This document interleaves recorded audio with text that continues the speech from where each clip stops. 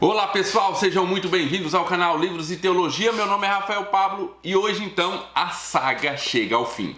Último capítulo de Feminismo, Perversão e Subversão, Ana Carolina Campanholo, vídeo editorial desses vídeos que tem sido feito pela Bruna do Intervalo Literário.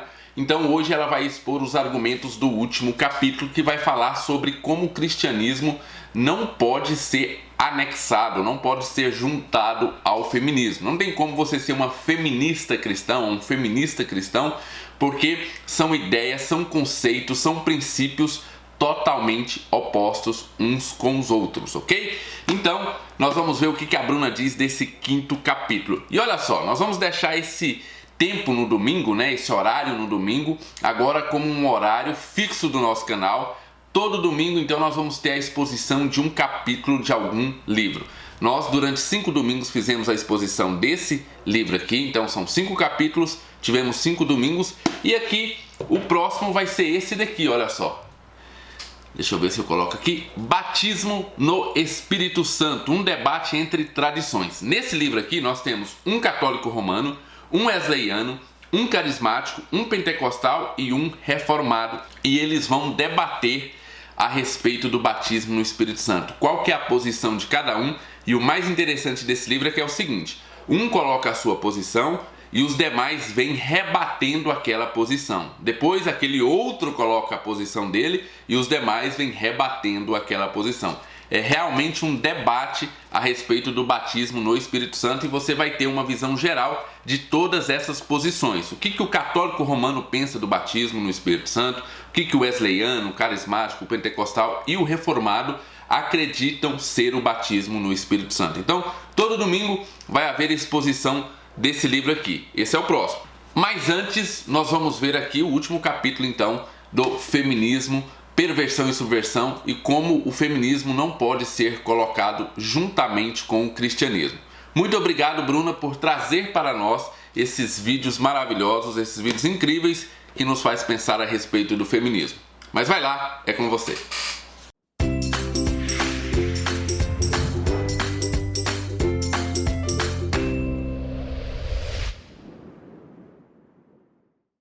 Olá, tudo bem? Hoje nós terminamos a nossa conversa sobre os 5 capítulos do livro da Ana Carolina Campanholo. E é com muito prazer que nós vamos apresentar o 5º capítulo desse livro, que se chama O ódio ao cristianismo e a reação contra o totalitarismo feminista. Nesse capítulo, a Ana vai trazer com ênfase os ataques das feministas ao cristianismo. Vai falar um pouco de como que uma sociedade nunca fica sem uma moral basilar. E também vai falar de como mulheres de todo o mundo, de todas as classes, de todas as realidades acabaram se voltando contra a falácia feminista. Dessa forma, eu acredito que aqui termina o namoro entre cristianismo e feminismo. E se você assistiu os 5 vídeos e ainda sair desses vídeos achando que existe uma ligação possível, é um atestado de ignorância. E aí você com certeza vai precisar de uma intervenção um pouco mais enérgica para sair do feminismo e voltar-se para o cristianismo. E eu digo isso para as mulheres cristãs porque as mulheres feministas que flertam com o cristianismo por algum motivo, essas estão tomadas por outro espírito. Mas se você é cristã e flerta com o feminismo, então você precisa realmente ser resgatada das mãos dessa loucura. E eu não estou dizendo isso sozinha. Alice von Hildebrand, no livro chamado O Privilégio de Ser Mulher, vai dizer que as mulheres estão tão tomadas por um secularismo que o feminismo adentra a vida dessas mulheres, a mente dessas mulheres de forma muito sutil. Então elas são cristãs, mas vivem como se Deus não existisse. E por isso a igreja está sendo tomada pelo mundo e as mulheres pelo feminismo. A reengenharia do mundo passa pela destruição da nossa sociedade ocidental. E então o feminismo, a ideologia de gênero e todos esses ideólogos acabam atacando a filosofia grega, a moral judaico-cristã e o direito romano, que são as bases do Ocidente. E esses movimentos acabam usando a comoção das mulheres, os problemas das mulheres, para poder propagar os seus bordões. Porque nem toda mulher, na verdade, é tão malvada como Judith Butler, Kate Millett, Shulamit Firestone, Alexandra Kollontai. Essas mulheres são bem inteligentes, elas acabam colocando esses bordões aí na cabeça das mulheres e elas, por uma comoção, acabam repetindo. Andrés Kostenberg, acho que esse é o nome dele, no livro Deus, Casamento e Família, fala o seguinte: pela primeira vez em sua história, a civilização ocidental é confrontada com a necessidade de definir o significado dos termos casamento e família. E a crise cultural do momento, no entanto, é meramente sintoma de uma crise espiritual profunda, que continua a corroer os fundamentos de nossos valores sociais antigamente comuns. Esse livro foi publicado em 2004. Simone de Beauvoir falava o seguinte, que a ideologia cristã tinha grande responsabilidade pela condição da mulher. A Gloria Steinem dizia que esperava que até os anos 2000 as crianças aprendessem a adorar o potencial humano e não um Deus. A Anne Laurie Gaylor vai dizer o seguinte: vamos esquecer o mítico Jesus e olhar para o incentivo, consolo e inspiração de mulheres reais. 2000 anos de domínio patriarcal sob a sombra da cruz deveriam ser suficientes para transformar as mulheres na salvação feminista do mundo. E por isso elas se voltam muito contra o cristianismo. O mundo na Idade Média já tinha abandonado o cristianismo como a moral principal e já adotado a moral burguesa. Então é um ataque que não faz muito sentido, porque na Idade Média já não se podia apelar para a moral cristã, para que os homens e mulheres se comportassem de uma forma razoável. Então não é o patriarcado que faz tanto mal assim para a sociedade. Fora isso, existe o fato de que nenhuma sociedade se livra de um sistema moral. No passado, era exigido das moças que se deitassem com mais de um homem, que não era moral que elas se deitassem apenas com um. Então, mesmo amando apenas um homem, essas mulheres deveriam servir a muitos homens. Essa era a moral. Na Ilha Formosa, a religião da ilha proibia que as mulheres tivessem filhos antes dos 35 anos. Então, elas tinham o ventre esmagado, ou seja, era provocado o aborto. E os homens também tinham uma coisa a fazer para provar a sua virilidade, que era não ser escravo de mulher, ou seja, se deitar com outros rapazes. Então veja bem, hoje o que se chama de liberdade, libertação sexual e tudo mais, é na verdade uma moral muito antiga, muito ultrapassada, e que talvez o sistema judaico-cristão seja a liberdade para essas pessoas. Uma moral antiga, promíscua, abortista e homonormativa é trazida como o redescobrimento da roda, e a gente tem que engolir como se fosse a libertação da sociedade. Se nós mulheres temos que abandonar a moral judaico-cristã, qual seria a moral que seria colocada no lugar? Porque não tem como nós sermos totalmente neutros. Se uma regra é retirada, outra vai ser colocada no lugar. Isso é interessante porque eu já ouvi feministas falando que a liberdade e a libertação sexual das mulheres acaba servindo aos homens. E aí elas começam a repensar a questão de ter vários parceiros sexuais, de falar de suas relações. E eu vou lembrar e colocar o link desse vídeo aqui embaixo para vocês verem. Uma feminista falando que a liberdade sexual não é assim tão boa. Então você veja bem, alguma regra foi colocada para ela. A liberdade sexual é a nova moral. Nós já vimos nos outros capítulos que a escola tem uma grande importância para a nova mulher, no caso. Na escola é colocada na cabeça das crianças a nova moral, os filhos são deixados pelas mulheres e as mulheres são livres para poder trabalhar para o Estado. Ou seja, a mulher que o feminismo quer construir é uma mulher útil ao Estado. Na página 315, a Ana vai trazer o trecho de Alexandra Kollontai. A instrução dos filhos deixou de ser uma obrigação dos pais. O filho aprende na escola. E quando o filho entra na idade escolar, os pais respiram aliviados. Quando chega esse momento, o desenvolvimento intelectual da criança deixa de ser um assunto de sua incumbência. A escola as creches e tudo que substitui a família é um plano para tirar da família sua importância para as crianças e também para as mulheres e também para os maridos. Então essa instituição começa a ser minada de seu significado. Mas se você falar contra a escola no Brasil, no meio da sua família, no meio da sua igreja, no meio do seu trabalho, você vai ser chamado de maluco. Sinceramente, olha para trás e vê se alguém seus pais, seus avós não pensem na escola como algo natural, primordial, que nasceu de Gênesis, né? No princípio criou Deus os céus e a terra e abriu uma escola. Parece que foi assim. Mas não, na verdade, esse sistema de escola mista, compulsória e integral, um sistema soviético para libertar as mulheres dessa obrigação e a família da integralidade, da responsabilidade com as crianças. E aí, já se perguntou por que existe escola? Por que a gente manda os filhos para a escola? Olha o que Kollontai fala. O homem novo de nossa nova sociedade será moldado pelas organizações socialistas, jardins de infância, alojamentos, creches para as crianças e etc.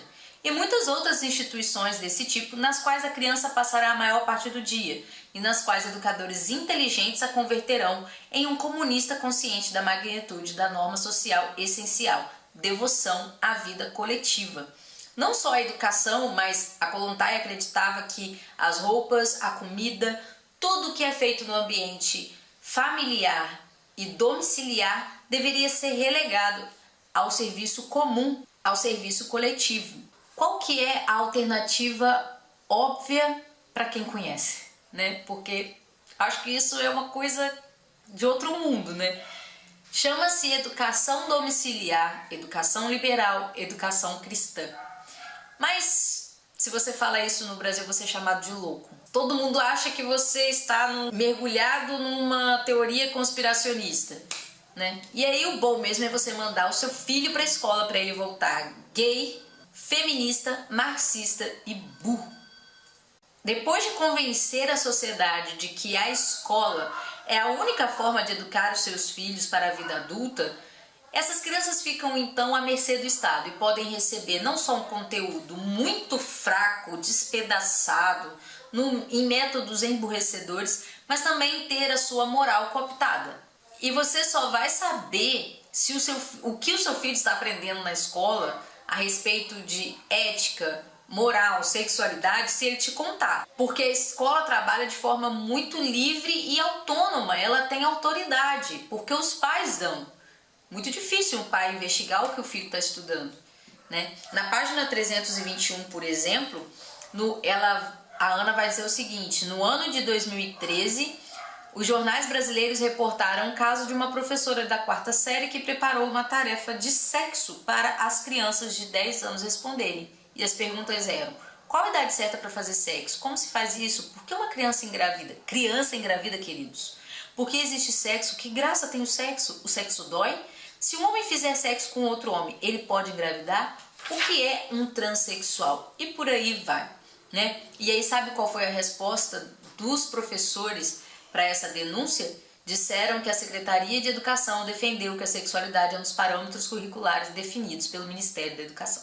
Em 2012, teve um seminário LGBT na Câmara e uma tal de Tatiana Lionso disse o seguinte: as brincadeiras sexuais infantis também podem envolver os outros. Meninos buscando conhecer os corpos de outros meninos e meninas buscando conhecer os próprios corpos e o de outras meninas e meninos. Quando meninos e meninas brincam inclusive sexualmente em seus corpos com outros meninos e meninas, eles não estão sendo gays ou lésbicas. Que deixem as crianças brincarem em paz. Isso as tornará crianças e adultos mais inteligentes.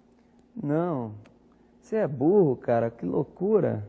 Como você é burro. Que coisa absurda. Isso aí que você disse é tudo burrice. Burrice. Eu não consigo gravar muito bem o que você falou, porque você fala de uma maneira burra.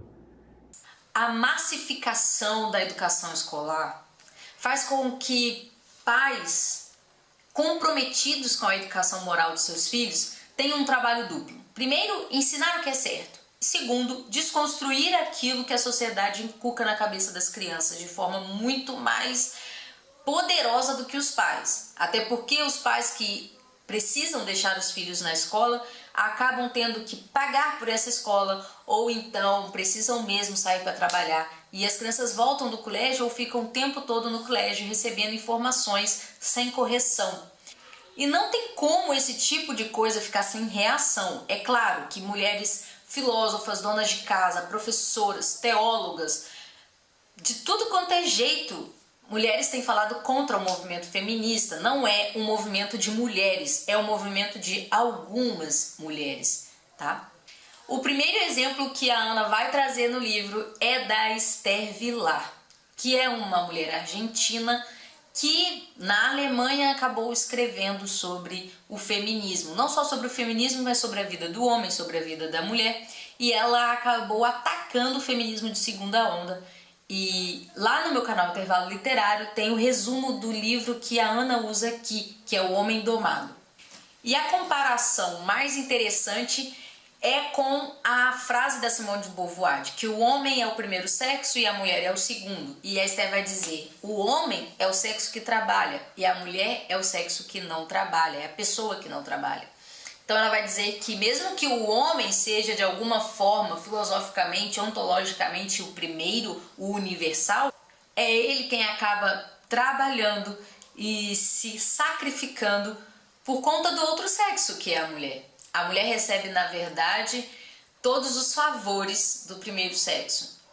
Segundo a teoria dela, da Guerra dos Sexos, as mulheres têm 4 métodos principais para exercer controle velado sobre os homens. Atrair a atenção e o serviço masculino, usando o sexo como moeda de troca, elogiar como forma de controle e administração, fazer chantagem emocional e usar o romance e o amor como disfarce para suas reais intenções ou desculpa.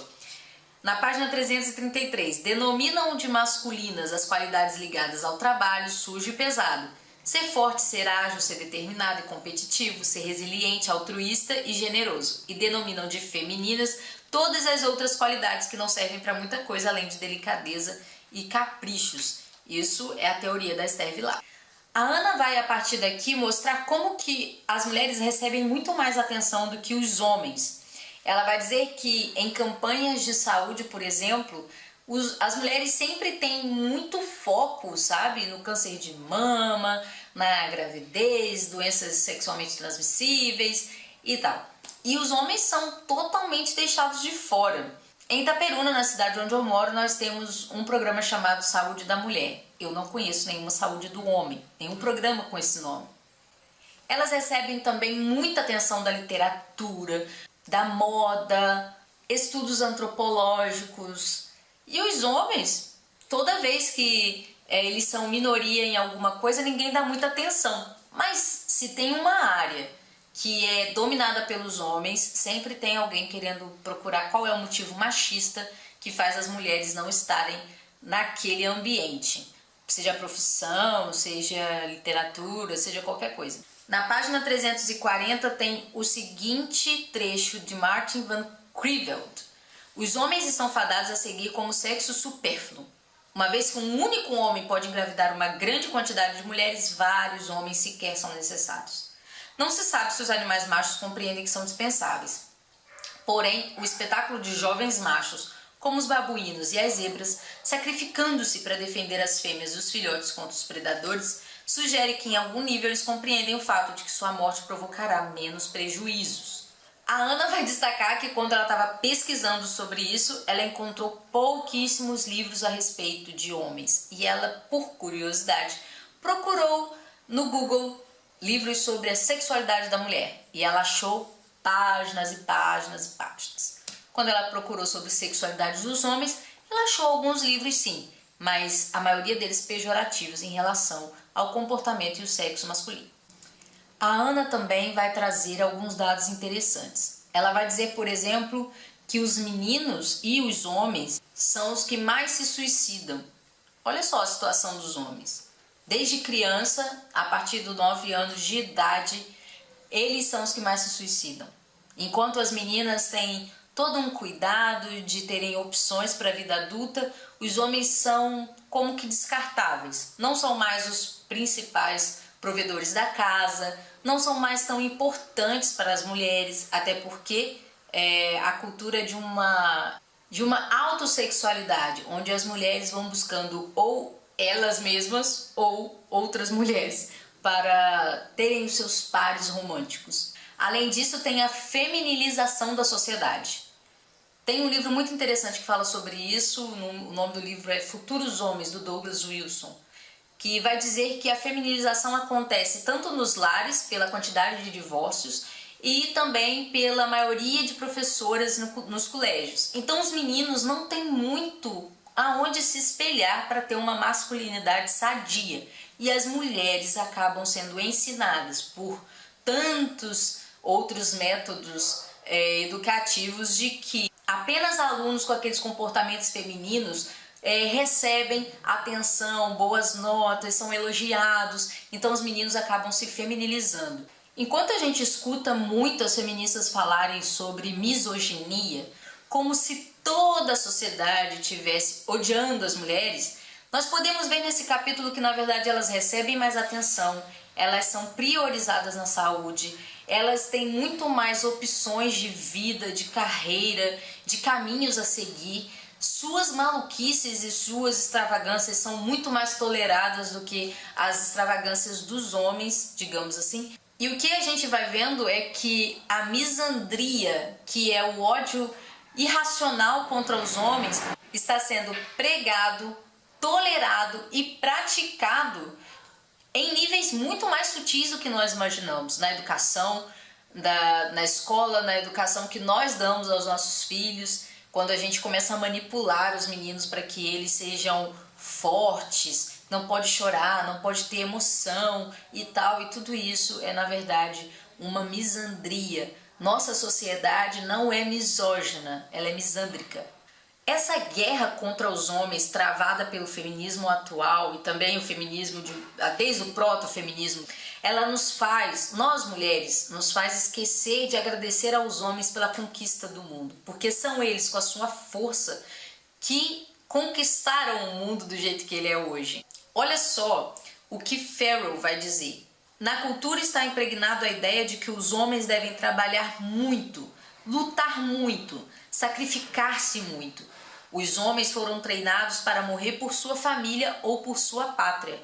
É como se os homens não tivessem sentimentos e, na verdade, basta olharmos ao redor para percebermos como muitas mulheres ainda agem assim. Como se os seus maridos ou pais não tivessem sentimentos. Aliás, como já dito, os homens também são a maioria entre os que cometem suicídio. Esse ataque não acontece apenas culturalmente. Os homens também são vítimas de um ativismo judicial. É muito comum a gente escutar sobre denúncias falsas de estupro. A Ana vai trazer vários exemplos aqui a respeito disso. Ao terminar de ler esse capítulo, nós vamos ter uma ideia de que o feminismo é, na verdade, um movimento de reclamações particulares que foram universalizadas por mulheres histéricas. A biografia das mulheres que encabeçam o feminismo não tem nenhuma mulher de respeito. Todas elas eram mulheres que, enquanto escreviam sobre a libertação da mulher, do cuidado e do domínio do homem, elas estavam correndo atrás de homens que as engravidaram, as deixaram de lado, não assumiram um relacionamento com elas e elas ficavam de arrasto atrás de vários homens e de várias aventuras amorosas que elas acabavam caindo em decepção. E essa decepção elas traziam para o seu discurso feminista forte e empoderado. Na verdade, era apenas uma decepção amorosa ou um tédio das suas vidas insignificantes.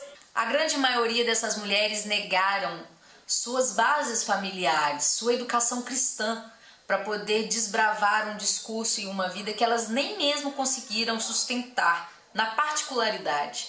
E para terminar esse vídeo, eu vou ler o último trecho desse capítulo. Comecei este livro com o primeiro capítulo dedicado à reivindicação feminista pela educação e encerro este último capítulo reforçando a importância dessa mesma pauta. As instituições educacionais são a maior arma do movimento feminista e suas teóricas perceberam isso muito cedo, ainda no século XVIII. Desde então, tem maquinado métodos de incutir todos os seus interesses por esses meios: o desprezo à domesticidade e à maternidade, a inveja dos vícios masculinos de promiscuidade sexual, a propaganda da licenciosidade e do aborto, a desconstrução das identidades masculina e feminina e o ódio ao que sustém a cultura ocidental só se fizeram tão populares por causa da atuação de educadores que usurparam o papel da família e da comunidade religiosa. Um outro aspecto, para eu não me alongar demais, é essa percepção equivocada de que a criança pertence à família, que a família tem o poder, um poder absoluto sobre a criança. Não é verdade. A educação fornecida pela família, ela sequer pode prevalecer sobre a educação em sala de aula. Isso vai ser definido em questões específicas. Não. E assim eu termino de contar para vocês o que este livro traz e o que a Ana pretendeu fazer com esse livro. Uma denúncia muito bem feita, com umas pinceladas de soluções e contrapontos. Uma obra realmente importante para você que quer começar a entender o feminismo. A partir daqui você vai ler livros maravilhosos e você pode encontrar a resenha deles lá no Intervalo Literário, tá bom? Um abraço